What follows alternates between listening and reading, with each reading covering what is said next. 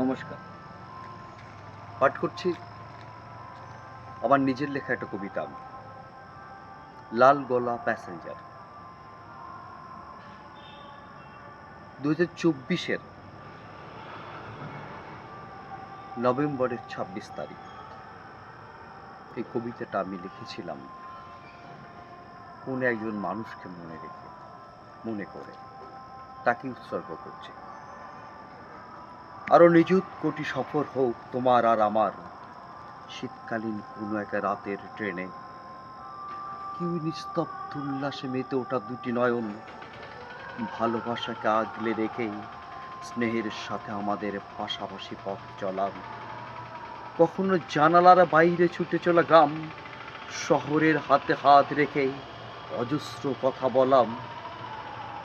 বড্ড শীতের সুহাগে হৃদয়ে ঘাম ঝরায়, লাল গোলা প্যাসেঞ্জারের কামরায় তখন নিষ্পলক দুজোড়া চোখ।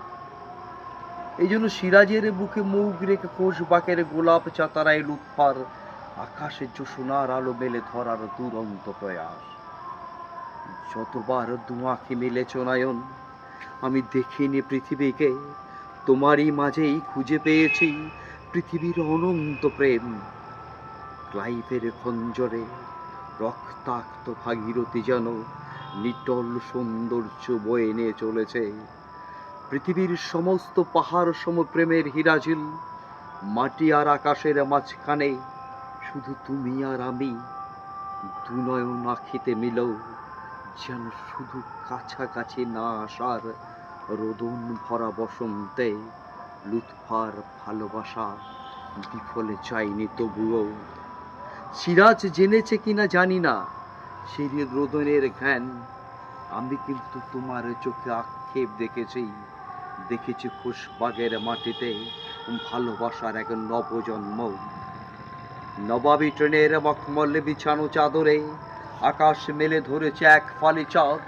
সে চাঁদ শুধু লাল পালকের ভেতরে পালক জুড়ে পায়রা হয়ে উঠতে চায়।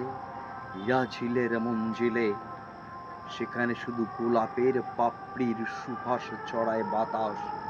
আমি দেখেছি তোমার চোখের রং, নীলসে রং যেন নিমক হারাম দেউরুকে অভিশাপের আগুনে পুড়িয়ে দিচ্ছে। মির্জাফর, মিরন, জগৎ শেঠ, রাজবল্লভের নির্লজ্জ অপরাধ ক্ষমা করেনি ভাগীরথী। আমি যেন তখন তাকিয়ে আছি তোমার পাতানো নিঝুম বনের মাঝে কাটা বিছানো সরসজ্জায়। সেখানে হলুদ চাদরে ভেসে যাচ্ছে আনন্দ বিশ্বাসঘাতকতা। ট্রেনের বাইরে তখন দুজোড়া চোখ খুঁজে নিচ্ছে অনেক কথা আর অনেক ইতিহাস। বেআব্র রাত খুলেছে দরজার নখ, তোমার চুল আর নখের ঘ্রাণে তখন টাটকা বাতাসে উদ্ভট নেশা পেয়ে বসেছে আমায়।